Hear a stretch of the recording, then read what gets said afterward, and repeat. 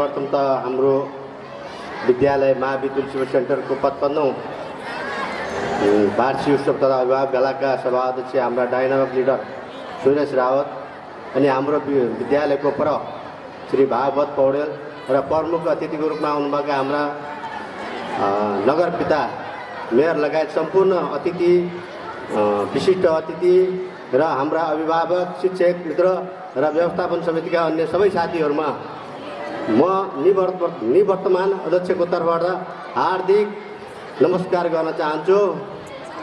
अनि सर्वप्रथम त मैले एउटा यहाँ हाम्रो एकजना केही समय अगाडि एकजना हाम्रो विद्वान व्यक्तिले चाहिँ एउटा कथा सुनाउनु भएको थियो। सानो कथा मैले सुनाउँछु। हिजो मात्रै हाम्रो भर्खरै हामीले चाहिँ रिहार मेला सिद्ध्यायौँ।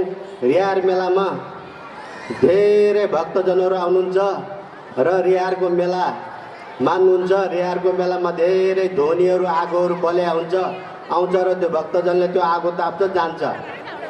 तर कहिले पनि त्यो भक्तजनले भन्दैन कि यो आगो कसले बालेको, कहिले पनि भन्दैन। खालि के भन्छ भने त्यो आगोको राग ताप्छ जान्छ। त्यस्तै हाम्रो महावीर तुलसीपुर सेन्टर पनि भएको छ। यो कुरा हजुरहरूलाई अवगत गराएँ मैले। म एउटा यो विद्यालयको चाहिँ चिट्टा परेको अध्यक्ष 2069 साल माघ 10 गते म यो विद्यालयको अध्यक्ष बन्न आएको थिएँ। त्यतिखेर मलाई चिट्टा परेको थियो। चिट्टा कसरी पर्यो भन्दा अचम्म मान्नु होला। म यो स्कुलमा चाहिँ व्यवस्थापन समिति गठन गर्ने भन्ने त्यतिखेर चाहिँ एउटा भएको थियो। पुरानो व्यवस्थापन समितिबाट राम्रो काम भएन, नयाँ व्यवस्थापन समिति गठन गर्नु पर्यो भने अभिभावक भेला गरियो।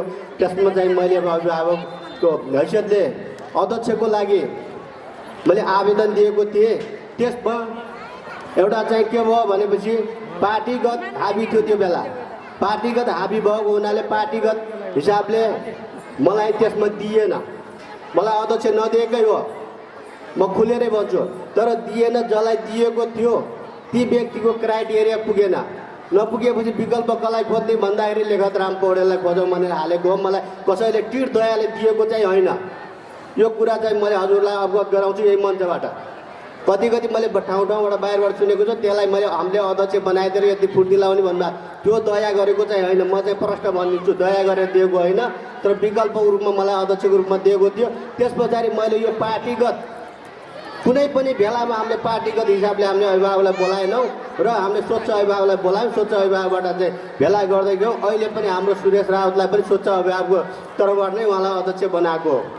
उहाँ अध्यक्ष भन्नुभएको छ। उहाँलाई धेरै धेरै धन्यवाद दिन चाहन्छु। किनभने उहाँ जस्तो एउटा जेएनजी युवा, अहिलेको जमाना जेएनजीको जमाना हो। हामीले जेएनजी यस्तो युवा पाउनु भनेको हाम्रो लागि ठुलोभन्दा ठुलो चाहिँ सौभाग्य हो। यसको लागि उहाँलाई मैले धेरै धेरै धन्यवाद दिन चाहन्छु। अनि अब यो विद्यालयमा त्यतिखेर म 2069 साल माघको 10 गते प्रवेश गर्दा स्कुलको हरिबिजोग थियो। कतिसम्म बिजोग थियो भनेपछि तपाईँको विद्यार्थी टिकापुर पार्कमा भ्रमण जान लागेको विद्यार्थीलाई मैले सोधेँ कहाँ जान लाग्छौ बाबु भनेर, मोलामा जान लाग्छौ भनेपछि आफै विचार गर्नु त्यो विद्यार्थीको स्कुलको हैसियत के थियो होला।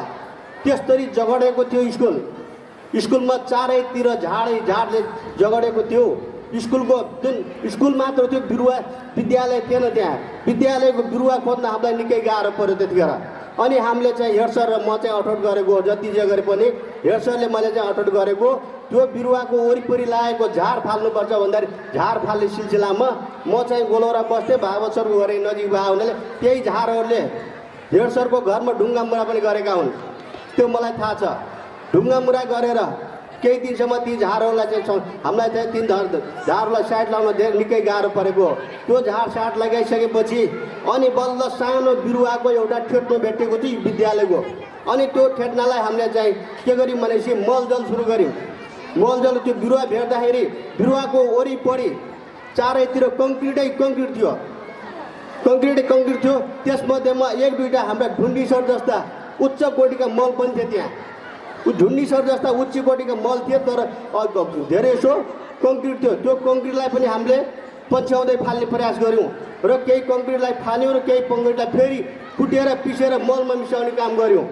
र हामीले पढाइ विद्यालयबाट केही शिक्षकहरूको मलको रूपमा हामीले यहाँ ल्यायौँ। जस्तो कि हामीले शिक्षा शाखामा डाइरेक्ट शिक्षा शाखाबाट त्यो विद्यालयको हामीले चाहिँ रमाना नलिएर डाइरेक्ट शिक्षा शाखाबाट शिक्षक ल्याएर पनि हामीले मलको रूपमा चाहिँ यो विद्यालय बनाएको हो। विद्यालयलाई मल जब हामीले अलिअलि मल हाल्दै गयौँ, विद्यालय अलिअलि हरियो हरियो पातहरू फाल्दै गयो। अनि त्यसपछि त्यो बेलामा हाम्रो यति शोभा म्याडम यति हुनुहुन्छ, दिनभरि विद्यार्थी भर्ना, एकजना विद्यार्थी भर्ना भएन। म्याडम आज कति विद्यार्थी भर्ना गर्नुभयो भने भन्नुभयो यति हुनुहुन्छ शोभा म्याडम, बिर्सनु भएको छैन। आज एउटा विद्यार्थी बोहनी भएन सर भन्नुभयो, एकजना विद्यार्थी बोहनी भएन भन्नुभयो, दिनभरि विद्यार्थी भर्ना गरेर। भनेपछि त्यो विद्यालयको कुन स्थितिमा हामी थियौँ। अहिले कमसेकम त्यो विद्यार्थीलाई मलजल गर्दै गऱ्यौँ। त्यहाँका कङ्क्रिटहरूलाई चाहिँ जसलाई कुट्न मिल्ने थियो पिट्न मिल्थ्यो पिसेर चाहिँ मलमा मिसाएर चाहिँ प्रयोग गऱ्यौँ भने जसलाई पिट्नै नसकिन्थ्यो त्यसलाई हामीले बाहिर फालेकै हो। फाल्ने सिलसिलामा फालियो र हरेक गरियो र विद्यालयले कर्मश चाहिँ हरिया पात फाल्यो। अनि त्यहाँदेखि हाँगा फाल्न थाल्यो। हाँगाको रूपमा हामीले पहिलो रूपमा चाहिँ इलेक्ट्रिकल ल्यायौँ, विद्यालयमा इलेक्ट्रिकल ल्यायौँ, आइटी ल्यायौँ, म्यानेजमेन्ट ल्यायौँ होइन, अन्य हरेक किसिमका फ्याकल्टी ल्यायौँ। हामी इन्स्योर प्रोग्रामहरू ल्यायौँ साना हाँगाको रूपमा। यो इलेक्ट्रिकलका हाँगाहरू ल्याएर विद्यालयलाई चाहिँ हामीले फलाउँदै गयौँ। विद्यालयमा एउटा यस्तो फल फल्यो कि त्यो फलले हामी त त्यसै गौरवान्वित थियौँ। त्यसले हाम्रो ओडाले पनि ओहो मेरो चाहिँ ओडा सारा नेपालकै टप विद्यालय भनेर ओडाले सम्मान गर्यो। अनि नगरले पनि पुरस्कार लिन नगरपालिका मेयर स्वयं जानुभएको छ, मेयर जानुभयो। अनि जिल्लाको शिक्षा समन्वयले पनि के भन्यो, ओहो यस्तो उचित एकदम विद्यालय हामी चाहिँ नेपालको उत्कृष्ट विद्यालय बनाउन सफल भनेर सबैलाई एउटा फल हामीले खान पायौँ। नेपालको उत्कृष्ट विद्यालय बनायौँ हामीले। अहिले हामी उत्कृष्ट विद्यालय बनाउन सफल भएका छौँ र हाम्रो विद्यालयमा चुनौती निकै छन्। हाम्रो विद्यालयमा निकै चुनौती छन्। हामीसँग जम्मा महाविका टिचर चाहिँ 5 जना हुनुहुन्छ, तर हाम्रो 12वटा क्लास चल्छन्। 9 र 10मा मात्रै 12वटा क्लास चल्छन्। 12 7 84वटा क्लास हुन्छन् भनेपछि हामीसँग जम्मा शिक्षक 25वटा शिक्षकले 25वटा पिरियड मात्रै हामीसँग उपलब्ध छ। अनि हामीले उठाउनुपर्छ बच्चाहरूसँग पैसा। अनि यो सरकारले के भन्छ, सर्वोच्चले अस्ति मात्रै निर्णय गरेको छ कुनै पनि बाहनामा बच्चाहरूसँग पैसा उठाउनु नहुने भनेर भनेको छ। अनि हाम्रो स्वयं मेयर साहबले पनि हरेक ठाउँमा गएर भनिराख्नु भएको छ कि एक रुपियाँ सामुदायिक विद्यालयको शिक्षक सामुदायिक विद्यालय 1 रुपियाँ उठाउनु पाउने छैन। अनि हामीले त्यो अरू 12 जना शिक्षक कहाँबाट ल्याउने, कहाँबाट ल्याएर हामीले त्यो स्कुल चलाउने? यो एकै एकदम चुनौतीको कुरा छ हामीसँग। यो कुराहरू मैले भन्छु नि, कुनै कुराको निषेध गरिन्छ भने विकल्प खोज्नुपर्छ, होइन भने जेएनजी आन्दोलनको रूप देखिन सक्छ। यो हरेक कुरामा सोध्नुपर्छ। जसले सम्बन्धित निकाय जसले चाहिँ कार्यान्वयन गर्ने पक्ष छ त्यो पक्षले सोचेन भने भोलिका दिनमा ठुलो आन्दोलन हुनसक्छ, ठुलो समस्या आउन सक्छ। यो समस्यालाई समाधान गर्ने नगर्ने भन्ने कुरा सम्बन्धित निकायले सोध्नै पर्छ। अहिले त्यही गरी विद्यालयमा 2 पैसा चाहिँ जो उठेको छ हामीले अभिभावक हामीले उठाएका छौँ। हाम्रो उद्देश्य के थियो, हामीले के गरेका जसले उठाउन सक्छ दिनुहोस्, जसले सक्दैन सक्दैन भनेर आउनुहोस्। हामीले निःशुल्क त्यसलाई कपडासँग हामीले दिएको हो, ड्रेससँग हामीले दिएका छौँ। यहाँ कति धेरै छन् यहाँ बच्चाहरू त्यो होलान्, तर चाहिँ उनीहरूले स्वैच्छिक हिसाबले पनि त्यो गर्न सकेनन्। र अहिले हरेक कुरामा हाम्रो चाहिँ हामीसँग महाविको टिचर जम्मा त्यति 5 जना हुनुहुन्छ, निमाविमा त्यस्तै छ, प्राइभेटमा त्यस्तै छ। हामीसँग लगभग सरकारको तलब खानेभन्दा हाम्रो स्कुलको निःशुल्क तलब खाने शिक्षक धेरै हुनुहुन्छ। अनि हाम्रो शिक्षा ऐन कस्तो छ भनेपछि हाम्रो जुन 2028 शिक्षा ऐन हाम्रो लागू छ, 2028 शिक्षा ऐन लागू छ। 2028 शिक्षा ऐनमा हामीले कस्तो गरेका छौँ भने जस्तो गाउँघरका कच्ची माटाका घरमा चाहिँ तलतिर यसो खोल्स्याएर 2-4वटा साना ढुङ्गा हालेर जुन प्लस्तर गरिन्छ नि त्यही खालको शिक्षा ऐन छ। राजा महेन्द्रका पालाको शिक्षा ऐन छ। अनि हामीले कसरी चाहिँ हाम्रो बच्चाहरू चाहिँ पृथ्वीनारायण शाहको जन्ममिति परेर हाम्रो विद्यार्थीले अहिलेको युगमा पार गर्न सक्छ? यो खै बुझेको, सम्बन्धित निकायले बुझेको खै, बुझ्नु पर्दैन। अनि यसरी हुन्छ। यदि शिक्षालाई नै साँच्चै शिक्षालाई सुधार्ने हो भने मात्रै देश बन्छ, नत्र भने कुनै पनि देशको शिक्षा बिग्रियो भने कुनै पनि देश बन्दैन। त्यसकारण यो बिचरा शिक्षकहरूले हरेक गर्नुभयो, बिचरा 30 दिनसम्म आन्दोलन गर्दा पनि त्यसको सुनवाई भएन। एउटा चाहिँ एकदम विडम्बनाको कुरो हाम्रो देशको लागि, देशकै विडम्बनाको कुरा हो नि यो। त्यसकारण सामुदायिक विद्यालय सुधार्न निकै गाह्रो छ, निकै हुन्छ।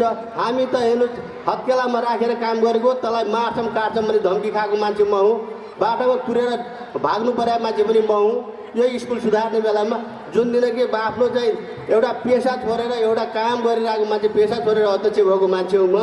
त्यसकारण हजुरलाई भन्छु, मैले जुन मानबहादुर रावतले सुनाएको त्यो माघीको कथा हजुरलाई स्मरण गराउँदै अब आउने कार्यकाल हाम्रो सुरेश रावतलाई निकै चुनौती छ। यो चुनौतीलाई पार गर्दै अझ राम्रो अझै अगाडि लग्नुहुनेछ भन्ने कामना गर्दै म यहाँबाट बिदा हुन्छु। धन्यवाद।